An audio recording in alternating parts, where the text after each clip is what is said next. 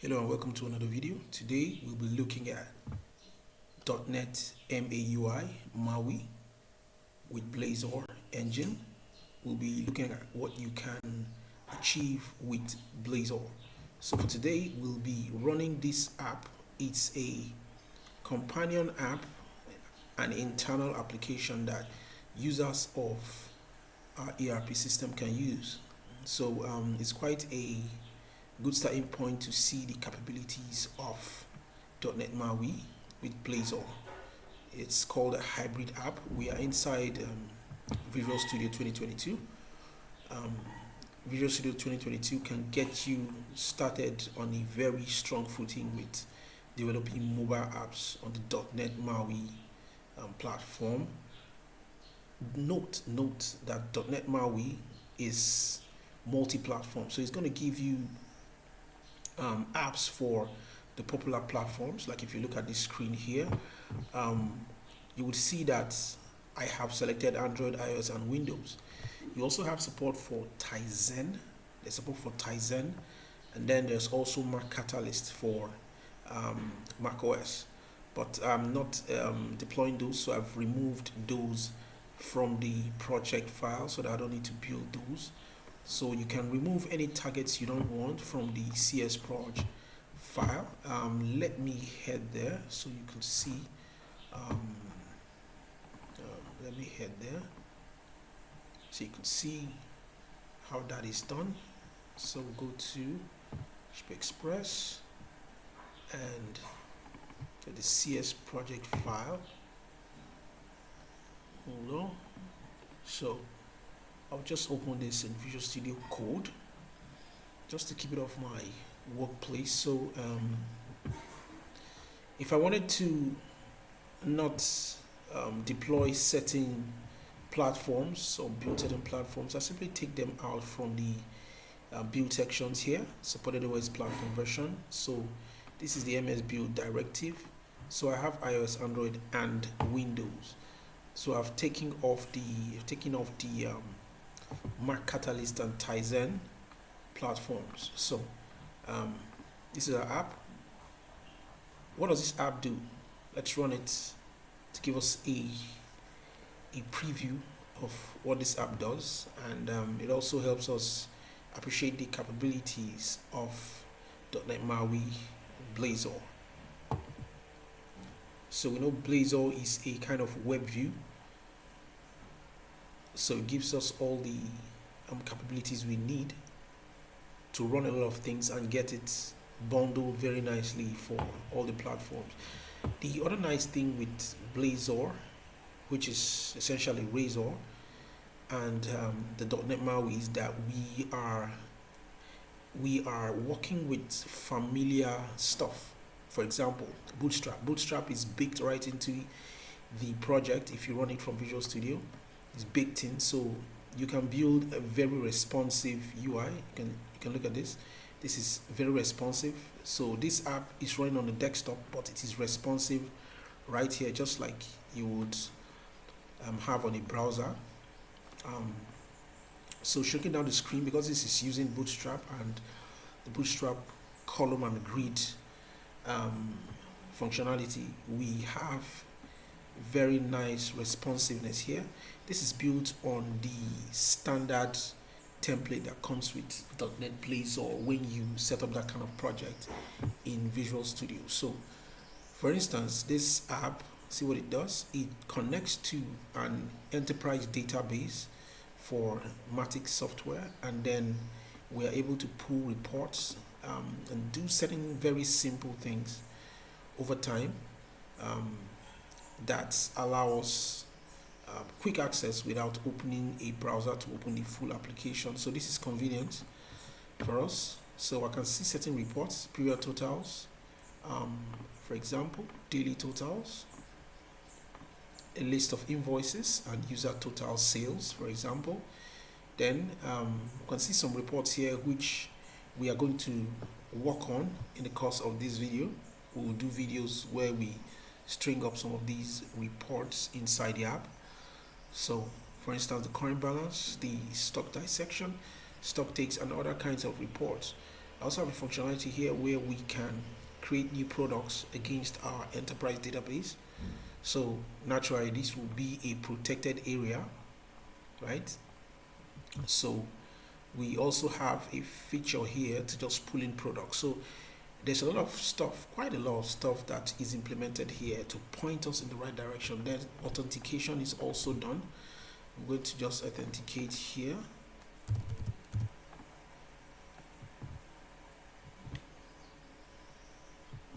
So we're authenticating into the app.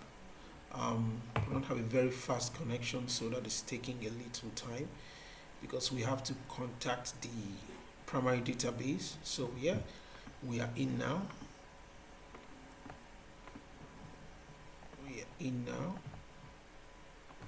We are authenticated again. So authentication is also baked into the app. So let me exit this debug session and let's go through a few of the things that Blazor does. So first of all, let's look at the syntax. I'll just get any of the pages here. For example, let me use the user totals page, and here let's go to the products page. So just to have a review of what Blazor looks like. If you're familiar with .NET, you know the syntax for using a library is the using.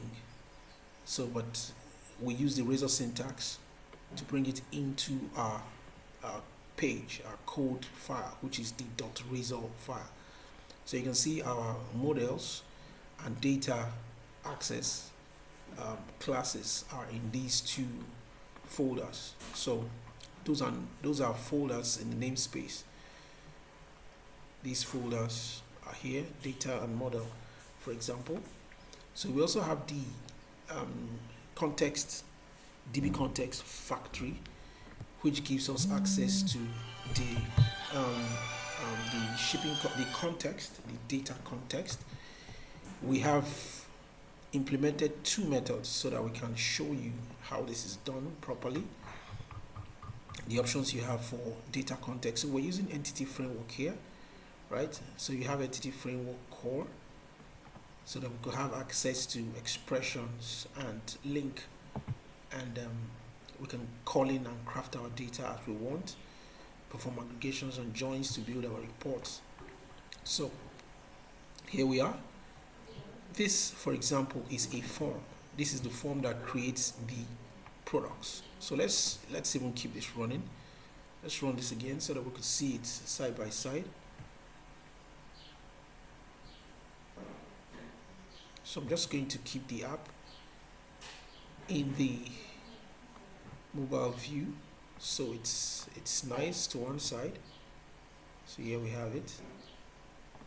So I'm going to simple product because that's where we are, right? So this form here, as you can see, is this. The idea is that your form, which is going to be posted, is called an edit form. It's going to be posted against a model. The model is referenced in the code section as TM. That's the name of the instance of the model. And then the method that is going to post the data is called handle valid submit, for example. So this is our model, and each field is bound, two-way binding. So we've declared a standard HTML input, and then with a bind value to the model and the object we want to bind. So what it does is it's going to post this form just like you would have a standard posting, and then it's going to look at the object in our code section. This is our code section declared with this Razor syntax, and this is our object. This is a reference to the table using entity framework. So this is an entity for the table, and we've declared an object which we are using for the binding. So we also have another object here which we are using for binding in a drop down. We also have a list which we use to generate what? the any sort of repeating data like a table. So you see for each VARP in products, then it should generate one table row for each one, giving us a report in a table view. We also want to be able to select data from each row. For example, we have a click, and imagine in a point of sale scenario, we want to click a row and get the product added to the cart. This is an example of how you do it. So you say on click, and then you call a method. This is an anonymous method, and this is the method body. So you say row clicked, which is a method you are going to define in your code that takes an argument of type P, which is an instance or an object of your product in this example. And then the selected item is what? That item. Now Blazor would go to your code. Let's look at the select item. Let's look at row clicked.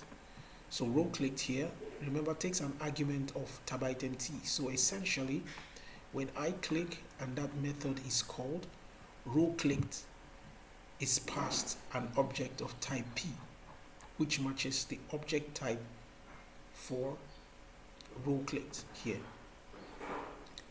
With that click, what it does is I set up an instance of the DB context using the DB factory, and then I get the item that was clicked based on the ID which has been passed, remember? And then I can present the data here.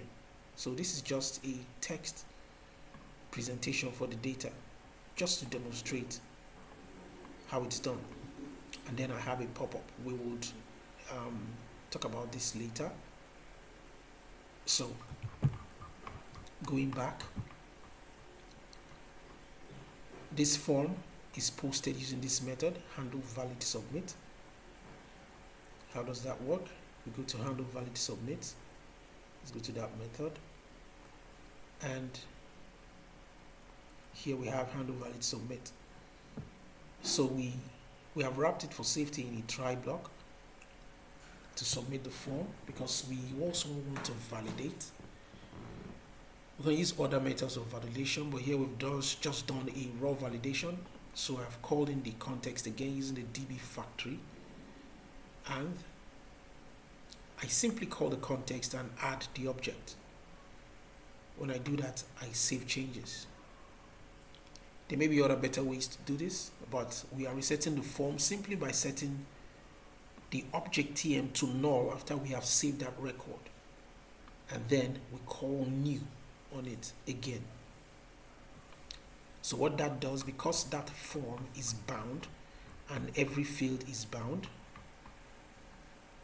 to TM with double binding, that is two-way binding, it is bound to read and to write, get and set.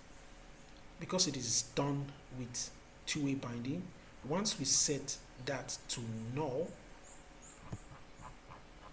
and initialize it again with new, we essentially reset the form, and then we have a status message that says product created.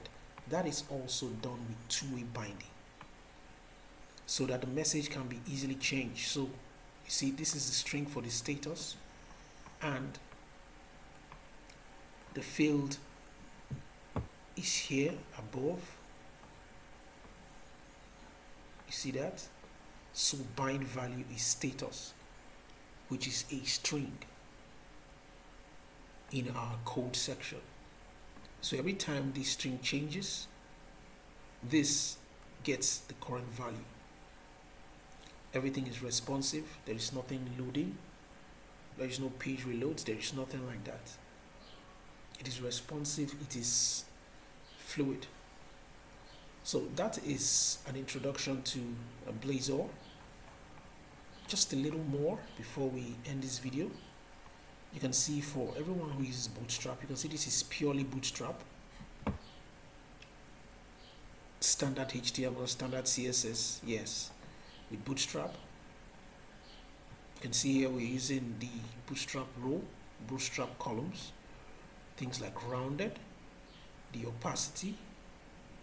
We are using form control types, for example, for input fields, Bootstrap margin shortcuts, and all that. So it is purely Bootstrap. So for anyone who is good with Bootstrap and responsive design, this is going to be very easy for you to achieve very, very good layouts in a quick time and focus on your code. So very responsive, as you can see. So that's an introduction to Blazor and developing a cross-platform user interface using Blazor WebView. It's good, it's fast. I would say it's very fast for development because you're able to do a lot of things in a short time. Right? You can see how responsive this is. So this is how it will appear on a mobile device. I can also debug this to a device. So I'll close that Windows debug session. And I can debug this to an Android emulator right here. I can debug to iOS device. This requires an Apple account, a paid account. I can also deploy to a connected device. So if I connect an Android device, now see it as an Android local device, and I can debug to that device and have the app loaded on that device. So we'll be talking more on .NET MAUI and Blazor, and we'll be looking more into the code that we've used to achieve some of those things, because most of the standard stuff you will do to retrieve data, post data using entity framework on .NET MAUI have been implemented in this project, and so it's a good way for anyone looking to learn a few things about Blazor. Thanks for watching. Do subscribe and grow this channel, and we'll be giving you more great videos on different topics we find interesting. Thanks again. Enjoy the rest of your day.